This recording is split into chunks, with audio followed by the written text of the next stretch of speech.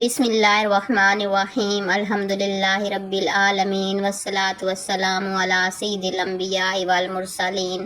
السلام علیکم ورحمۃ اللہ وبرکاتہ۔ ناظرین، آج ہم ایک ایسی عظیم صحابیہ رضی اللہ تعالی عنہا کا ایمان افروز واقعہ سنیں گے جنہوں نے اسلام کی خاطر اپنے گھر، اپنے وطن اور اپنے قریبی رشتوں تک کی آزمائش برداشت کی، لیکن ایمان کا دامن ہاتھ سے نہ چھوڑا۔ یہ واقعہ ہے حضرت ام حبیبہ رضی اللہ تعالی عنہا کا، جن کا اصل نام رملہ بنت ابی سفیان رضی اللہ تعالی عنہا تھا۔ وہ ایک ایسے گھرانے سے تعلق رکھتی تھی جس کے سربراہ بعد میں اسلام کے بڑے دشمنوں میں شمار ہوئے، لیکن اللہ تعالیٰ نے اسی گھر کی ایک بیٹی کے دل کو ایمان کے نور سے روشن کر دیا۔ یہ واقعہ ہمیں بتاتا ہے کہ ہدایت خاندان، دولت، مقام یا معاشرتی تعلقات کی محتاج نہیں۔ جس کے لیے اللہ تعالیٰ ہدایت کا فیصلہ فرما دے، اس کے لیے مشکل سے مشکل راستہ بھی ایمان کی منزل بن جاتا ہے۔ حضرت ام حبیبہ رضی اللہ تعالیٰ عنہا قریش کے ایک بااثر خاندان سے تعلق رکھتی تھیں۔ ان کے والد ابو سفیان صخر بن حرب تھے جو مکہ کے بڑے سرداروں میں سے تھے۔ اس وقت مکہ میں اسلام کی دعوت پھیل رہی تھی۔ رسول اللہ صلی اللہ علیہ وآلہ وسلم لوگوں کو ایک اللہ کی عبادت کی طرف بلا رہے تھے۔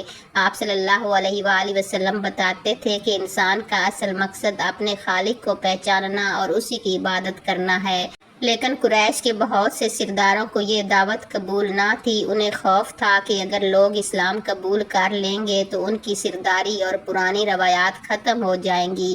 ایسے ماحول میں حضرت ام حبیبہ رضی اللہ تعالی عنہا کے لیے اسلام قبول کرنا معمولی بات نہیں تھی۔ وہ جانتی تھی کہ اسلام قبول کرنے کا مطلب مشکلات کا سامنا کرنا ہے، لیکن جب ایمان کا نور دل میں داخل ہوا تو دنیا کی کوئی طاقت انہیں اس راستے سے ہٹا نہ سکی۔ حضرت ام حبیبہ رضی اللہ تعالی عنہا نے ابتدائی دور ہی میں اسلام قبول کیا۔ سوچئے، ایک طرف مکہ کا طاقتور معاشرہ تھا، خاندان کا دباؤ تھا، اور دوسری طرف رسول اللہ صلی اللہ علیہ وآلہ وسلم کی دعوت حق تھی۔ انہوں نے دنیا کے مقابلے میں ایمان کو اختیار کیا۔ یہی سچے ایمان کی علامت ہے کہ جب دل کو حق کی پہچان ہو جائے تو انسان اللہ تعالیٰ کی رضا کو باقی تمام چیزوں پر مقدم کر دیتا ہے۔ اسلام قبول کرنے کے بعد ان کے شوہر عبید اللہ بن جاش بھی مسلمان ہوئے۔ دونوں میاں بیوی کے لیے اب ایک نیا سفر شروع ہو چکا تھا، لیکن یہ سفر آسان نہیں تھا۔ مکہ کے مشرکین مسلمانوں کو طرح طرح سے تکلیف دیتے تھے۔ کسی کو مارا جاتا، کسی کو قید کیا جاتا، کسی کا مذاق اڑایا جاتا اور کسی کو معاشرتی دباؤ میں لانے کی کوشش کی جاتی۔ مسلمانوں کے لیے مکہ کی زمین تنگ ہوتی جا رہی تھی۔ تب رسول اللہ صلی اللہ علیہ وآلہ وسلم نے اپنے صحابہ کرام رضی اللہ تعالی عنہما کو حبشہ کی طرف ہجرت کرنے کی اجازت دی۔ رسول اللہ صلی اللہ علیہ وآلہ وسلم نے فرمایا کہ حبشہ میں ایک ایسا بادشاہ ہے جس کے ملک میں کسی پر ظلم نہیں کیا جاتا۔ یہ بادشاہ نجاشی تھا۔ مسلمانوں نے اپنا گھر بار چھوڑا اور ایک ایسے ملک کی طرف روانہ ہوئے جہاں نہ ان کے رشتہ دار تھے، نہ اپنا وطن، نہ اپنا کاروبار اور نہ اپنی پرانی زندگی۔ حضرت ام حبیبہ رضی اللہ تعالی عنہا اور ان کے شوہر بھی حبشہ کی طرف ہجرت کرنے والوں میں شامل تھے۔ یہ منظر کتنا مشکل ہوگا، ایک عورت اپنے وطن مکہ کو چھوڑ رہی ہے، پیچھے اپنا گھر ہے، اپنے رشتہ دار ہیں، اپنے والدین ہیں، اپنی پہچان ہے، لیکن آگے کیا ہے؟ صرف اللہ پر بھروسہ۔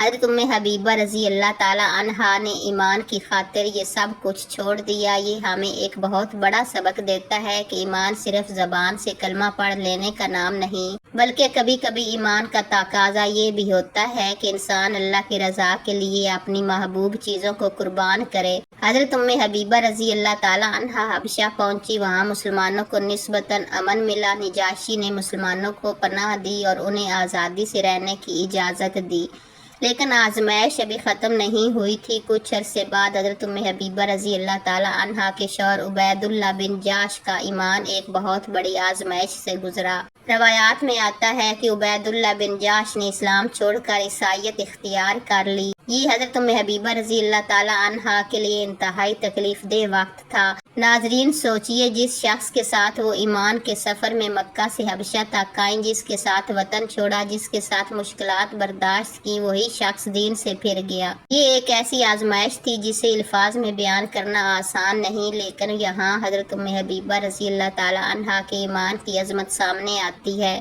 انہوں نے اپنے شوہر کے بدل جانے سے اپنا ایمان نہیں بدلا، انہوں نے اسلام کو نہیں چھوڑا، انہوں نے اللہ تعالیٰ کے دین کو دنیا کے کسی رشتے پر قربان نہیں کیا۔ یہی ان کی زندگی کا سب سے بڑا سبق ہے۔ عبید اللہ بن جاش کے اسلام سے پھر جانے کے بعد حضرت ام حبیبہ رضی اللہ تعالیٰ عنہا ان کے ساتھ دین پر قائم رہنے کے معاملے میں شریک نہ ہوئیں۔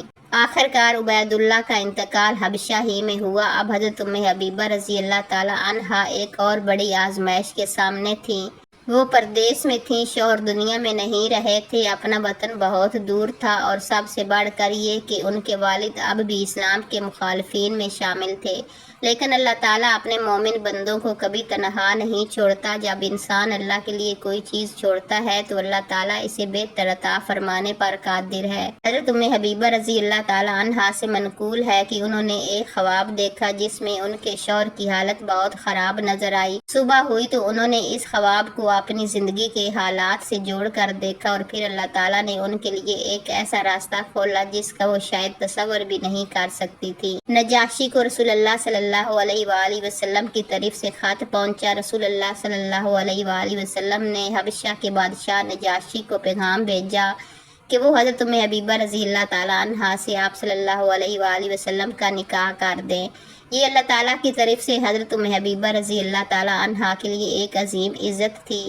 وہ عورت جو اپنے وطن سے دور تھی، جس کا شوہر دنیا سے جا چکا تھا، جس کے قریبی حالات انتہائی مشکل تھے، اللہ تعالیٰ نے اس کے لیے ایسا مقام مقرر فرمایا کہ وہ ام المومنین بننے والی تھی۔ نجاشی نے حضرت ام حبیبہ رضی اللہ تعالیٰ عنہا کو بلایا۔ ان سے کہا گیا کہ رسول اللہ صلی اللہ علیہ وآلہ وسلم نے ان کے ساتھ نکاح کی خواہش فرمائی ہے۔ یہ خبر سن کر حضرت ام حبیبہ رضی اللہ تعالیٰ عنہا کے لیے یقیناً خوشی کا وہ لمحہ تھا جس کا اندازہ ہم نہیں کر سکتے۔ وہ رسول اللہ صلی اللہ علیہ وآلہ وسلم جن کی محبت کے لیے انہوں نے اپنا وطن چھوڑا تھا، وہ نبی صلی اللہ علیہ وآلہ وسلم جن کی دعوت پر ایمان لانے کی وجہ سے انہوں نے تکلیفیں برداشت کی تھیں، اب اللہ تعالیٰ انہیں رسول اللہ صلی اللہ علیہ وآلہ وسلم کی زوجیت کا شرف عطا فرما رہا تھا۔ نجاشی نے نکاح کا انتظام کیا اور حضرت ام حبیبہ رضی اللہ تعالیٰ عنہا کا نکاح رسول اللہ صلی اللہ علیہ وآلہ وسلم سے کر دیا گیا۔ روایات میں مہر کی مقدار 400 دینار بیان ہوئی ہے۔ یہ نکاح حبشہ میں ہوا جبکہ رسول اللہ صلی اللہ علیہ وآلہ وسلم اس وقت مدینہ منورہ میں تشریف فرما تھے۔ ذرا حضرت ام حبیبہ رضی اللہ تعالیٰ عنہا کی زندگی کے حالات کو ایک بار پھر دیکھیے۔ انہوں نے اسلام قبول کیا، پھر مخالفت برداشت کی، پھر اپنے وطن سے ہجرت کی، پھر شوہر کے دین سے پھر جانے کی آزمائش دیکھی، پھر شوہر سے جدائی ہوئی، اور پھر اللہ تعالیٰ نے انہیں رسول اللہ صلی اللہ علیہ وآلہ وسلم کی زوجیت کا شرف عطا فرمایا۔ یہاں ہمیں ایک بہت خوبصورت حقیقت سمجھ آتی ہے کہ کبھی کبھی ہماری زندگی میں کوئی چیز ہم سے چھن جاتی ہے اور ہمیں لگتا ہے کہ اب سب کچھ ختم ہو گیا، لیکن اللہ تعالیٰ کے فیصلے ہماری سوچ سے کہیں بہتر ہوتے ہیں۔ ہم صرف آج دیکھتے ہیں، اللہ تعالیٰ انجام جانتا ہے۔ حضرت ام حبیبہ رضی اللہ تعالیٰ عنہا کی زندگی ہمیں سکھاتی ہے کہ اگر انسان مشکل وقت میں اللہ تعالیٰ سے اپنا تعلق مضبوط رکھے تو آزمائش بھی اس کے لیے عزت کا سبب بن جاتی ہے۔ نکاح کے بعد حضرت ام حبیبہ رضی اللہ تعالیٰ عنہا کے لیے مدینہ منورہ آنے کا وقت آیا۔ وہ سفر بھی ان کی زندگی کا یادگار سفر تھا۔ ایک طرف حبشہ میں گزرا ہوا وقت تھا، دوسری طرف مدینہ منورہ تھا جہاں رسول اللہ صلی اللہ علیہ وآلہ وسلم موجود تھے۔ وہ خاتون جو ایک زمانے میں مکہ میں اپنے خاندان کے درمیان رہتی تھی، پھر اسلام کی خاطر وطن چھوڑا، اب اللہ تعالیٰ نے انہیں مدینہ منورہ میں اپنے محبوب نبی صلی اللہ علیہ وآلہ وسلم کے گھر میں پہنچا دیا۔ یہ اللہ تعالیٰ کی شان ہے۔ انسان ایک دروازہ بند ہوتا دیکھ کر پریشان ہو جاتا ہے، لیکن اللہ تعالیٰ کے پاس بے شمار دروازے ہوتے ہیں۔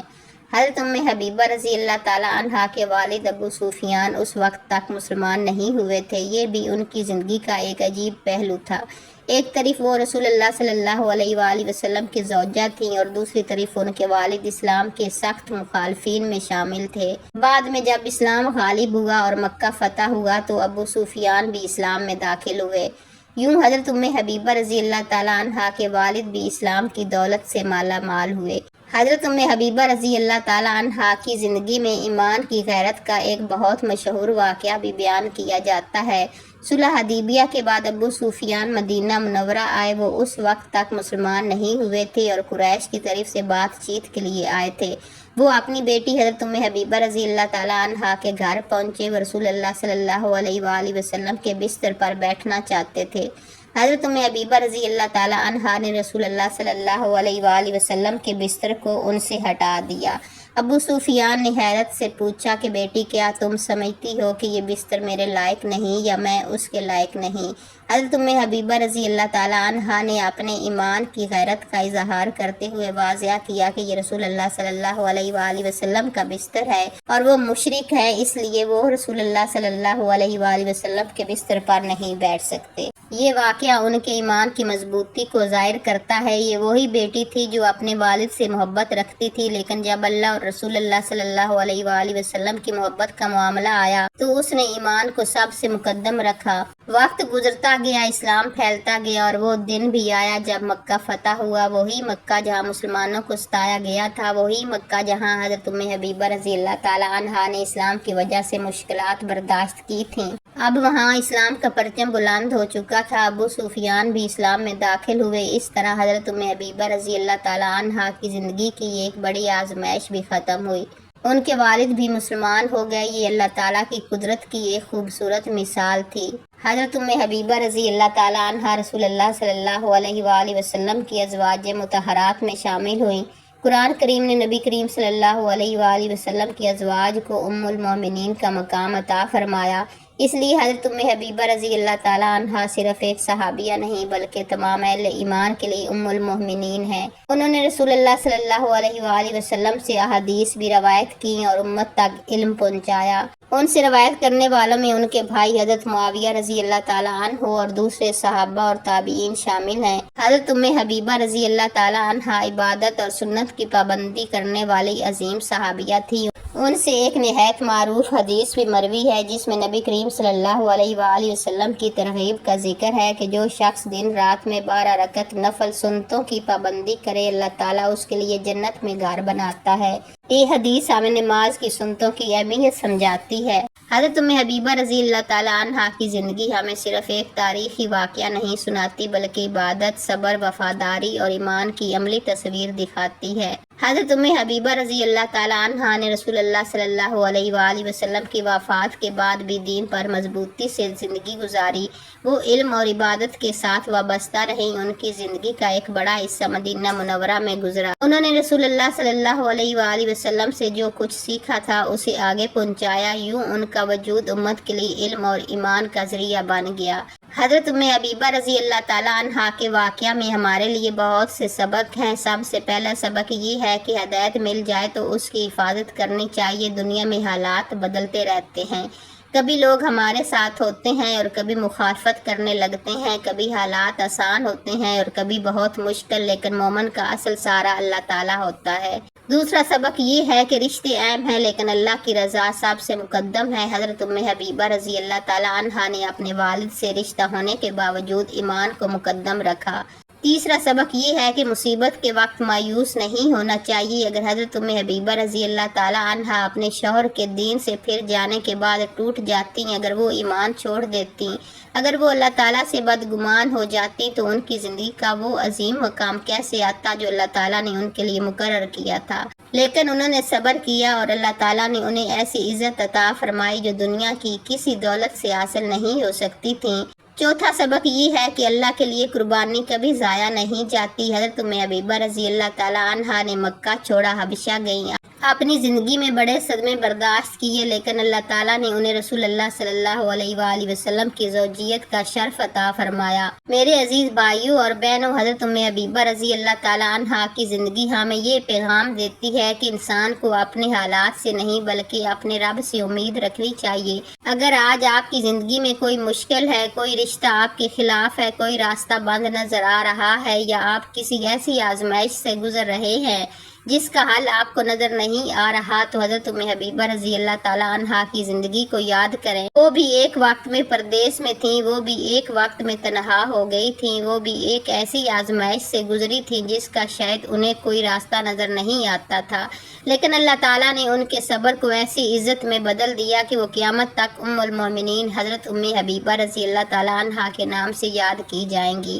اس لیے کبھی اللہ تعالیٰ کے فیصلے سے مایوس نہ ہوں۔ جو چیز اللہ کے لیے چھوڑ دی جائے اللہ تعالیٰ اس کا بہتر بدل عطا فرمانے پر قادر ہے۔ اللہ تعالیٰ ہمیں حضرت ام حبیبہ رضی اللہ تعالیٰ عنہا جیسا ایمان، صبر، حیا، عبادت اور دین پر ثابت قدمی عطا فرمائے۔ اللہ تعالیٰ ہماری مشکلات آسان فرمائے، ہمارے گھروں میں سکون عطا فرمائے، ہمیں نماز اور قرآن سے جوڑے رکھے اور خاتمہ ایمان پر فرمائے، آمین یا رب العالمین۔ ناظرین، اگر آپ کو یہ ایمان افروز واقعہ پسند آیا ہو تو اسے دوسروں تک بھی ضرور پہنچائیں، کیونکہ ممکن ہے آپ کے ذریعے کسی کے دل میں ایمان کی کوئی روشنی پیدا ہو جائے۔ اور ہمارے چینل کو سبسکرائب، شیئر اینڈ لائک ضرور کریں۔ والسلام علیکم ورحمۃ اللہ وبرکاتہ۔